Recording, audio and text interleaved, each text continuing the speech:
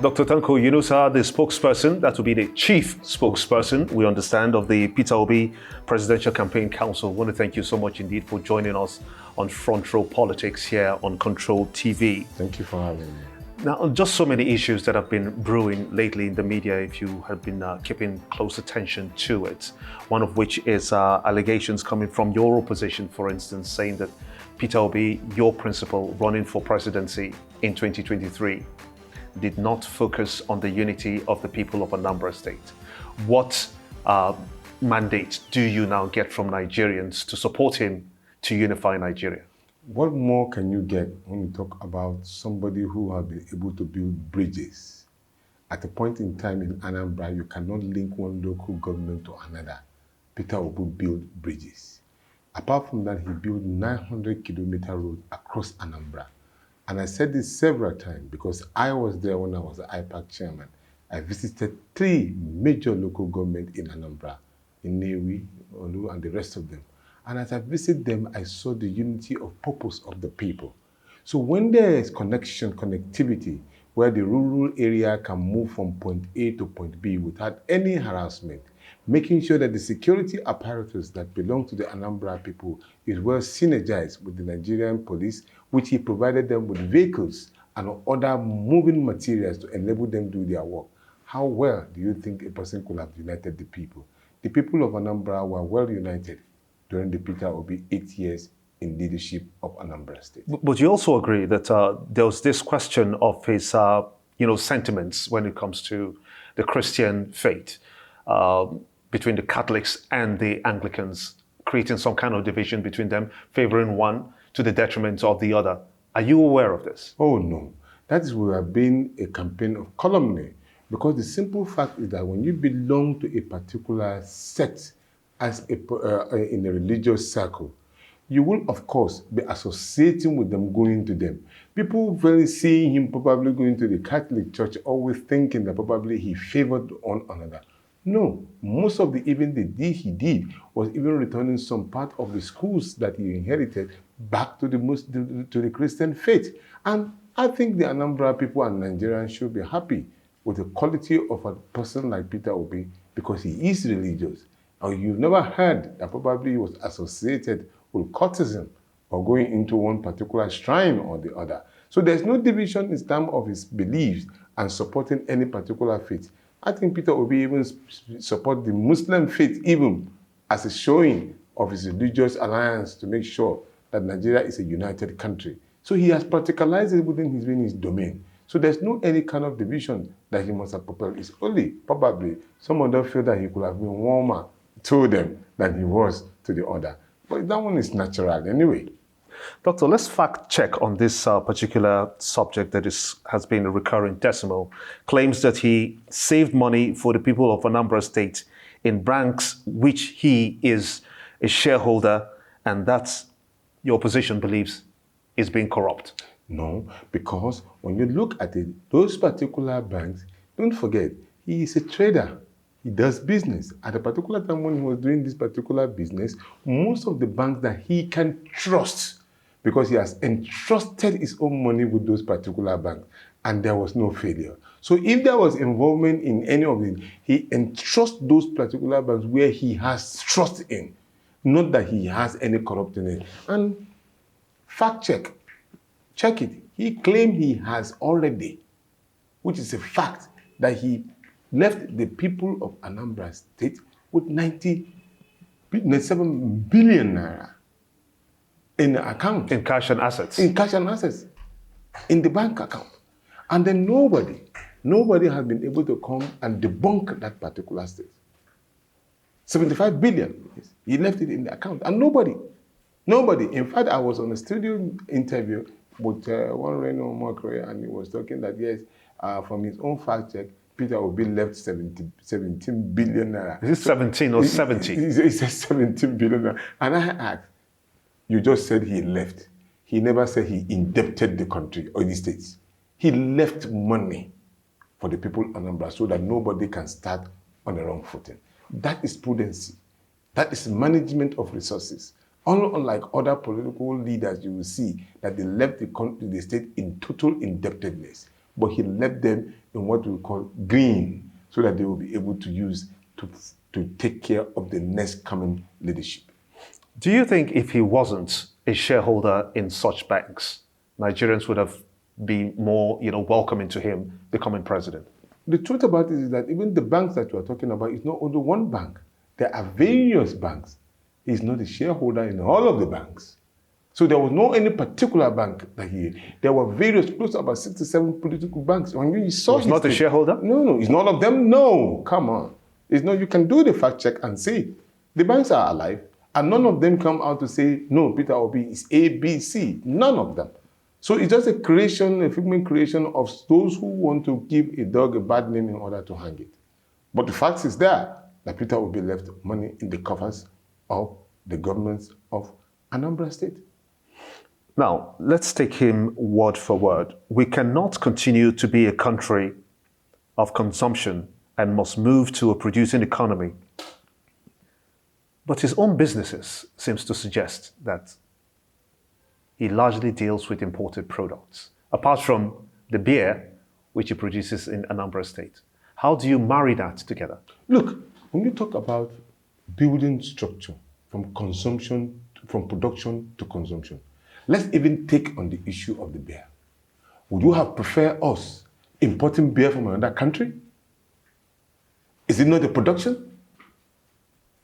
If a particular people consume a certain product at a particular point in time, had it been that Peter Obi did not institute that particular breweries in Anambra State, as it were, what it simply means is that the people of that state will have been importing that particular product for the consumption, and that will have mean that you are shipping your own hard-earned resources outside the country. But here you are, somebody who was able to think. He domiciled a company within his own domain that benefits close to almost all the 5 states within that particular area, and employment was provided. That is the product of creativity and thinking outside the box. So for me, it is a creative ability which he has done and provided employment for the Nigerian people, especially people from Anambra State. And I know that the Nigerians were so grateful to that particular opportunity being given to them to be a productive state. And that is what you will be able to get when he becomes the president of the Federal Republic of Nigeria, meaning that he said something on his way back from Borno State. He saw the vast land that was available, the area space of Nigeria. And he said, then the wealth of Nigeria is not even in the south. The wealth of Nigeria is domiciled in northern Nigeria, meaning he's already thinking ahead on how to transform that particular vast land into a productive use for the Nigerian people. Is he sharing the blueprint of how he's going to do that? Of course, because he made that particular position very clear when he addressed the people in the United States. And these are the 7-point agenda. He called it security.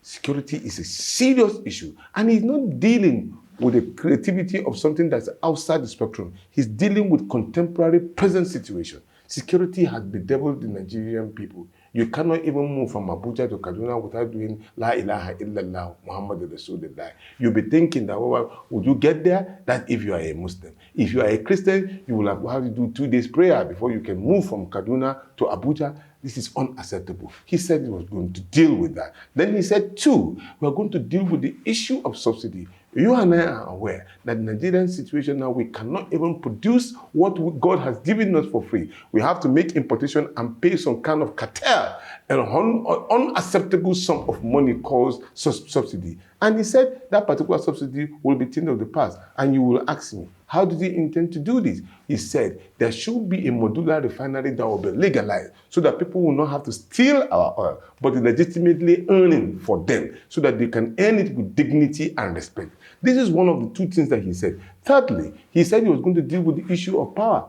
As we speak today, you may be surprised. The large number of Nigerians are in total darkness. The total greed of Nigeria has collapsed almost 4 to 5 times, uncountable. And he said he went to Egypt to study, how are they doing it that they can generate 300, 400 megawatts of power? And then he said he was going to institutionalize it. through a private partnership and making sure that Nigerian grid has generated enough power so that you and I and other Nigerians can be able to do their trading without going cap in hand, begging for situation. He moved ahead to talk about inflation, which has rocketed into a point that Nigerians cannot eat 3 square meals in their homes. And you are talking about leadership? That is not leadership. And that is exactly some of the things that he wants to take care of. He went ahead to say the level of humongous indebtedness in Nigeria leading to trillions, even the present budget is going to have a kind of leverage on the depth of the Nigerian budget, which will come in the years. He went ahead to say, no, we will deal with the issue of our indebtedness. He now talked about gender parity in such a way that there will be creation of inclusiveness within our women folks, persons with disability, those who have not been able to contribute to the quota of Nigeria, which they are large in number. He said he was going to bring them together and make sure that they have their own, and they improve, they kind of put their own productivity. And lastly, human capital development. Nigeria is 200 million Nigerians. And believe me, over 40% of the total population are not working.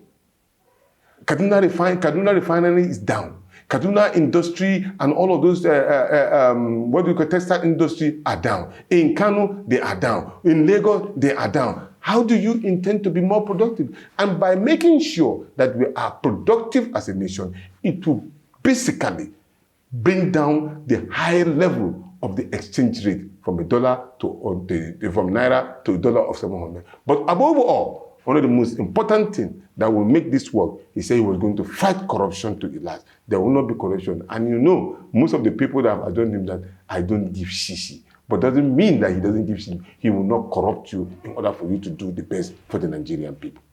Let's x-ray some of the things that you've postulated now. Exactly. Starting with the issue of the subsidy removal, which you said he has promised Nigerians to deal with. But he is running under a party, Labour Party, who is strongly adverse and has supported this subsidy issue for almost eternity. How is he going to, how do you marry, how do you separate him wanting to achieve subsidy removal from a party who wants that subsidy to be there? Now, when you debate in a political party, ideas are shared between two individuals or two groups. When you have a superior argument, which is the training of the labor union, you present that particular discussion on how you intend to do it, A, B, C, and how it will affect the Nigerian people positively. And I can assure you, the Labour Party listen to the words of wisdom of the people. Then you can marry your ideas together. Has he spoken to his members concerning this? Of course, we had. Have they agreed? We had a retreat. Have they agreed? Yeah, we had retreat.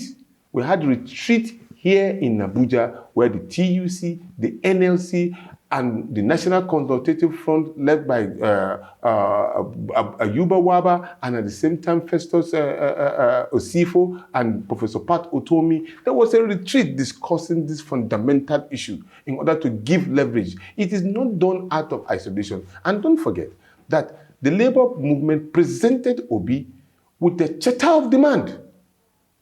The document was presented to Obi, and at the same time, the TUC also presented a transformational agenda to Obi. So it is all of these documents that was used and collapsed into one to give that particular 7-point agenda. So it was not done in isolation. It was done with the interest of everybody that is interested in taking Nigeria back to the Nigerian people.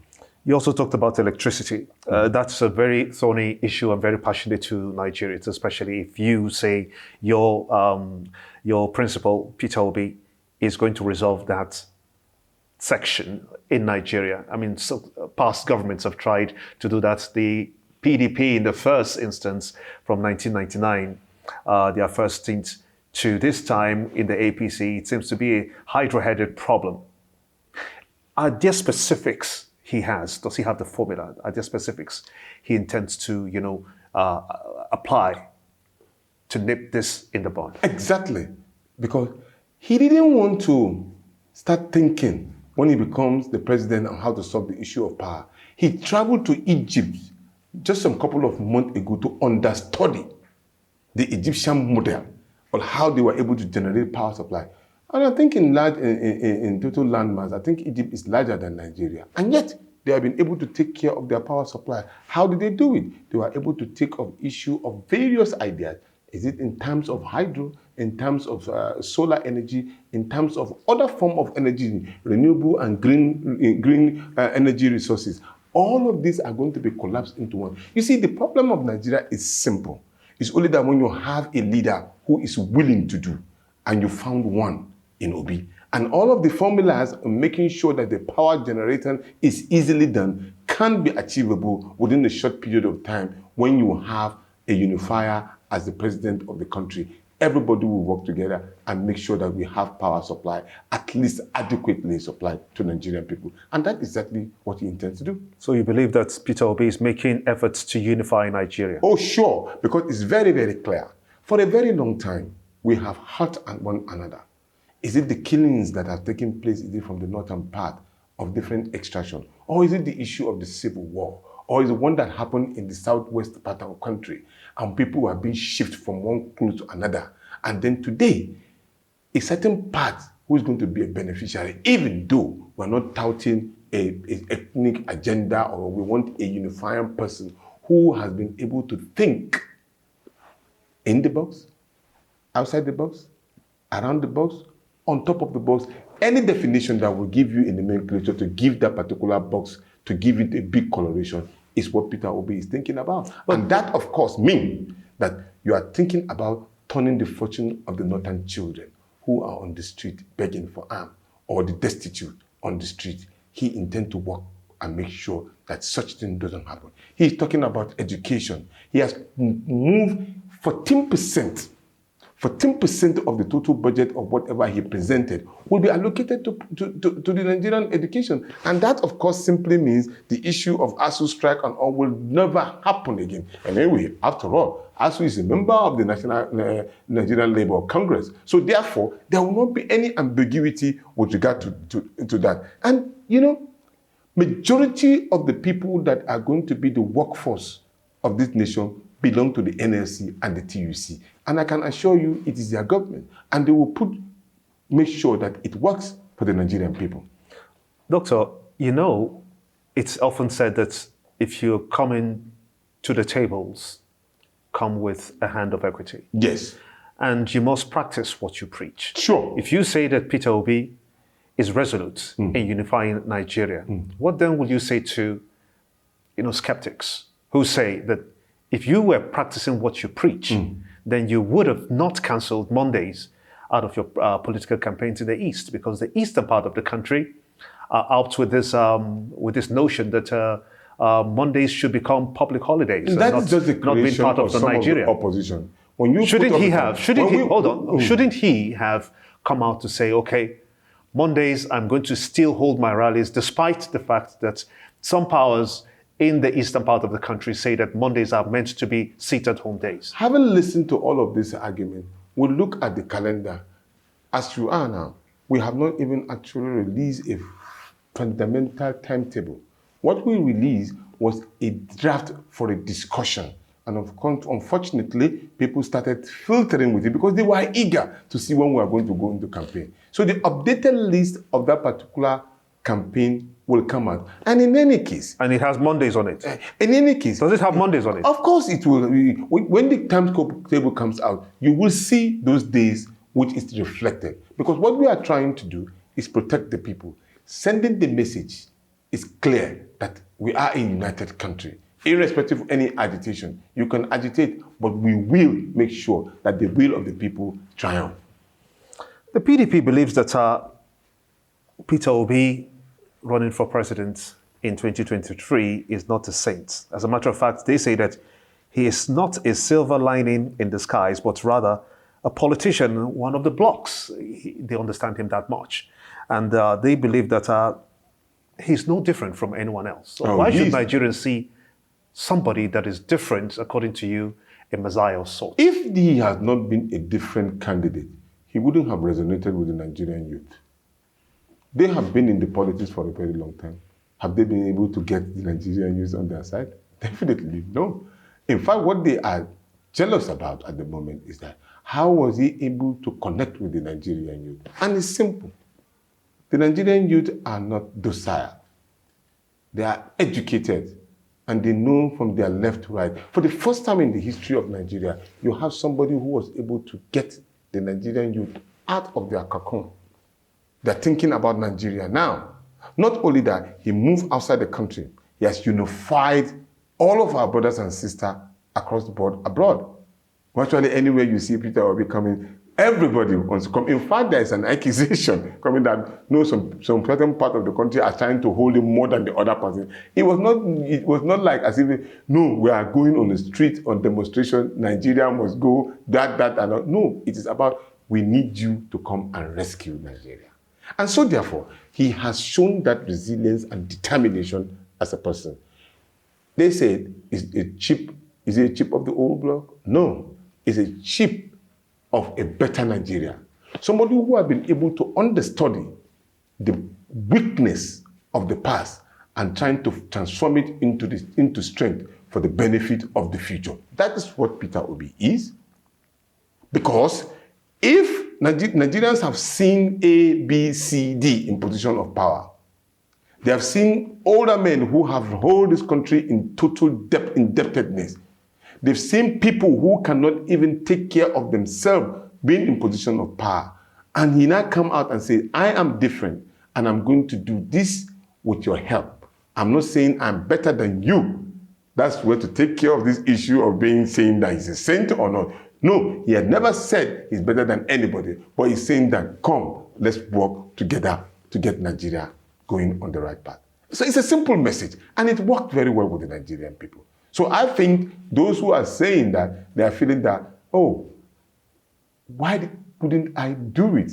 How was I not able to do it? But the Nigerian people know the difference. You say the youths, he's standing in for the youths. Oh, sure. But he has not met with, say, credible organizations like NANS, for instance. He has not met with organizations like that. He has not met with any, registered youth organization in the country. Why is that? Oh, no. Obi has plans on where and it's cascaded. At the moment now, did you see Zaliha? She's just under 20-something years. She's a member of the Nigerian Campaign Council. Did you see Esat Balami? He's just young. He's about 40 years old. He's in the Campaign Council. My humble self, I am on the Campaign Council. So you have new faces that represent the Nigerian youth. In fact, when you talk about the NANS and all, majority of their names are also on the list of the presidential campaign list. So it carried everybody. In fact, interestingly for me, when we are unveiling the list of the presidential candidate, which has, of course, its own need for an updating, I saw persons with disability seated there. But that list has a lot of controversy being generated. And the list has got multiple names in it. How do you explain that? The controversy in it were issues that were raised by the Nigerian people. And for the first time in Nigeria, Nigerian people raised fundamental issues as regard to a list. And eventually, what did he do? He said, take that list back and look at the areas of disputes by the Nigerian people and make sure that it is carried on. That is a listening leadership. And when I tweeted it on the air, a lot of Nigerian youth are so happy that they have somebody who can listen to their yearning and aspiration. Not say, look, this must be what I want as a leader. Those are the problems that we've had over the years. And this is a different departure from the past. Do you think that Peter Obi made, errors when he was using statistics to,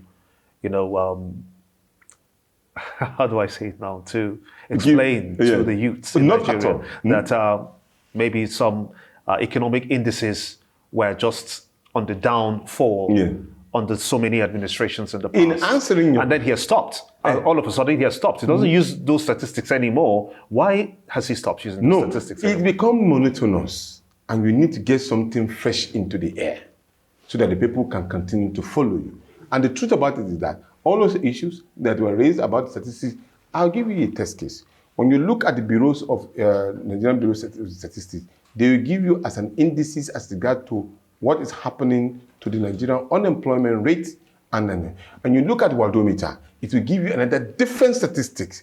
And then if you look at maybe Wikipedia and all other that does statistics, you will see a different numbers. So what did he do? He now said, what I usually do, these are facts, I take A, B, C, add all of them together and take the average, because you cannot beat the average, because the average is within the ranges of what is. So his statistics are accurate. And nobody will tell you that at the moment now, there is no statistic that says that there is a high level of inflation in Nigeria. It's confirmed. Or you tell you that the unemployment rate in Nigeria is at the highest level. We were being ranked as the poorest nation in the world, with a humongous opportunity of making more than what we have.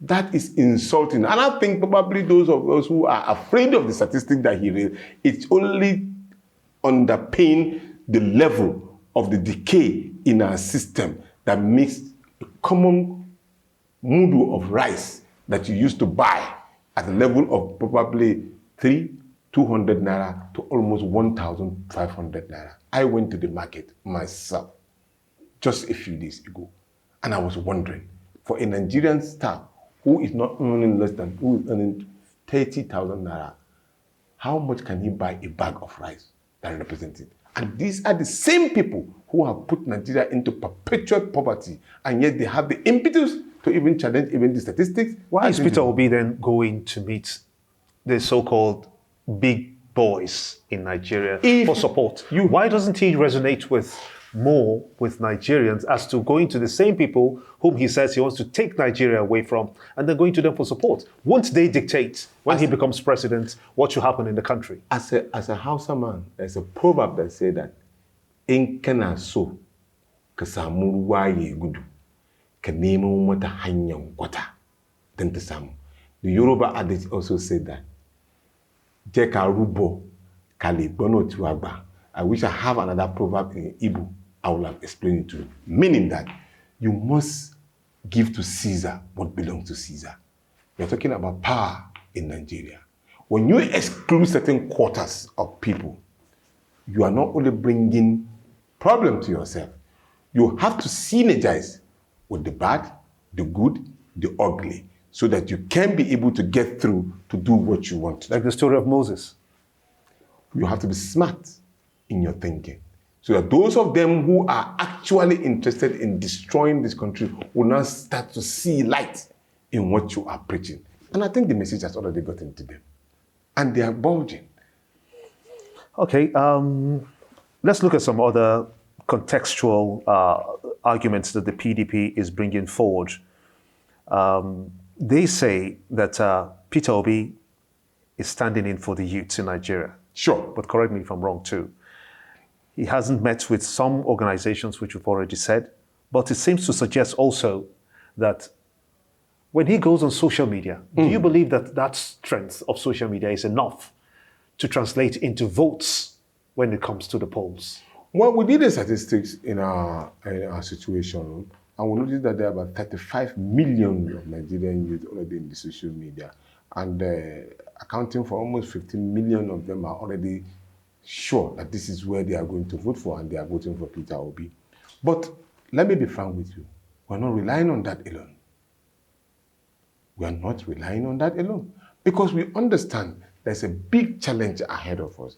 If you want, according to law of power 4, it said when you want to beat your enemy, make sure you beat him to a stone so that he cannot even resonate. So we want to get that particular Rubicon beyond that particular level.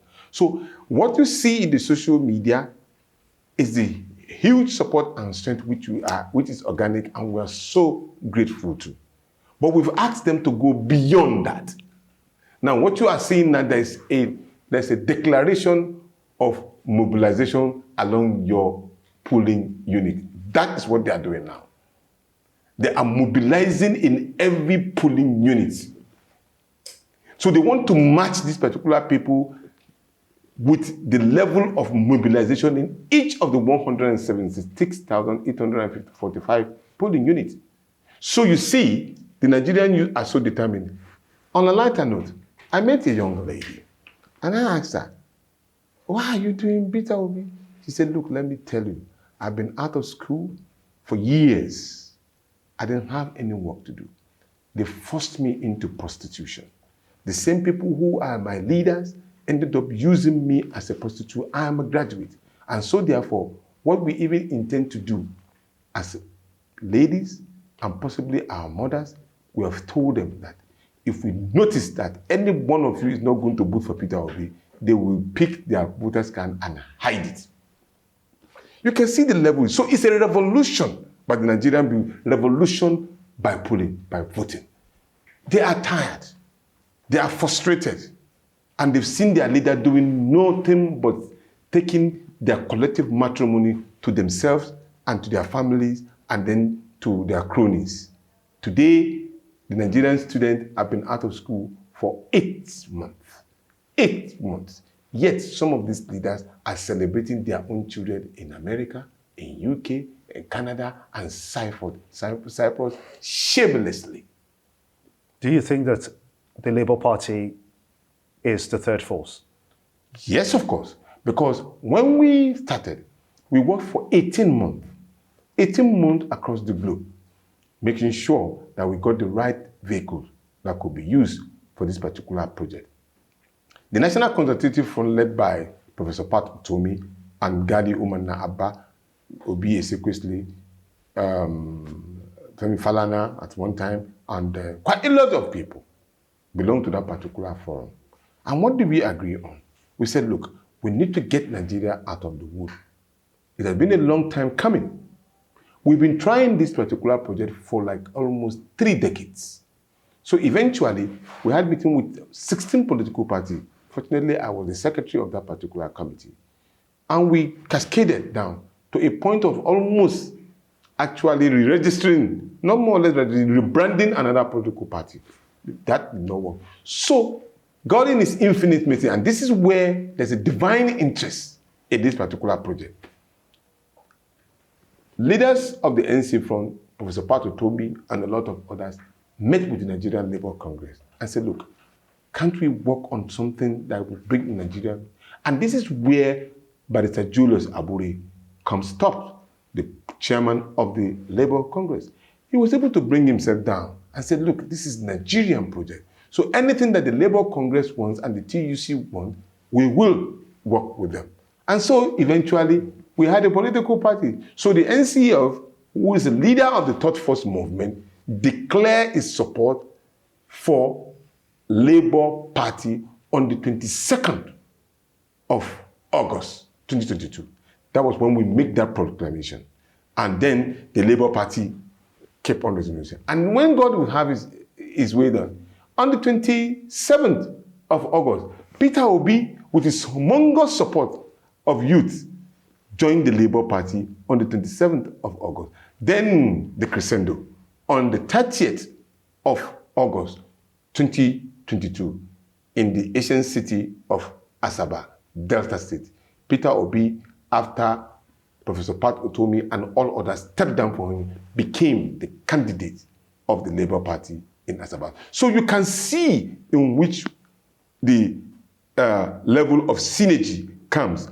Those of Nigerians who come together with the Nigerian Labour Congress and the TUC, the Labour Party itself coming together, then Peter Obi count it up, and then we have this particular momentum where the Nigerian people are the drivers of this particular movement. So for me, the bus stop we have been able to reach it. 3-decade journey, it has come to a crescendo with the Labour Party and with the presidency of Peter Obi and Dr. Baba Ahmed. And Nigerians are queuing heavily behind it.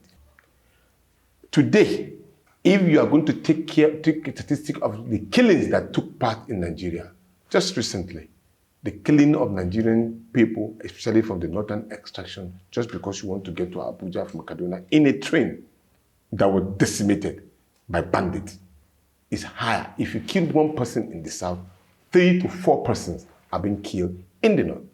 And so, the question is that, who has divided the north more than anybody? Who?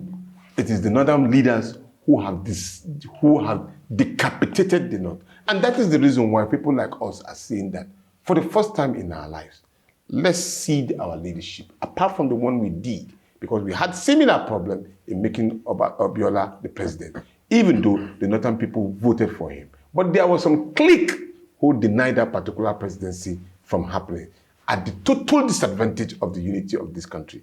Here, we are having now a unifying factor, which is also being propelled by one person that unified Nigeria, President Olusegun Okikiola Obasanjo, who also, in a way, is supporting a unifying country. Don't forget, my humble self, in the state of Anambra, years ago, before even Peter Obi became, I declared my support for a Southern Eastern president. Not because of anything, but because I feel that the Southeast persons deserve to lead this particular country.